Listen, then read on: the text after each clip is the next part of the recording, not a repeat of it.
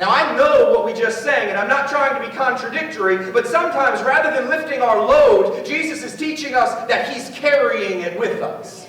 That rather than using His power to make things easy, He uses our weakness to teach us the perfection of His power. See, we have talked about it recently, but rest isn't when the weight is removed, it's when the tension is relieved. You hear the difference? It's not when the weight is taken away. It's not when things finally get easy. It's when the fear and the worry and the anxiety start getting pushed off. It's when I can hold the weight and not carry the worry.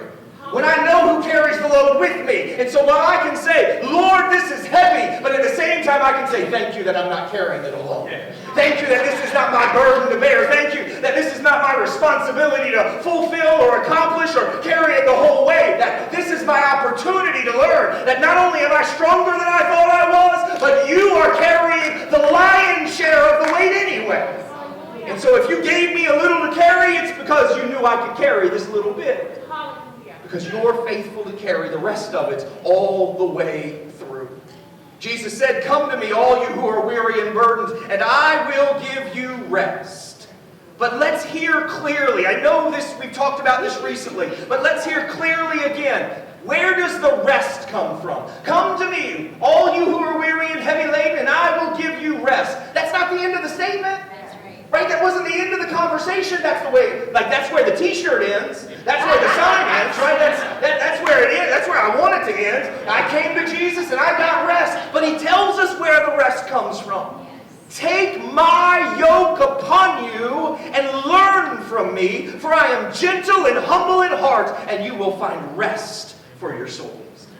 He doesn't say, come to me, you weren't made to carry that anything. He says, come to me and learn to carry the right thing. You need a yoke. You were made for a yoke. I was made for a yoke. The problem is we keep carrying yokes that don't belong to us at the expense of the yoke we were made for. So no wonder we get worn out. No wonder we get broken down. We're carrying the wrong load, and we think the answer is to be unloaded, but it's actually to be loaded with the right thing.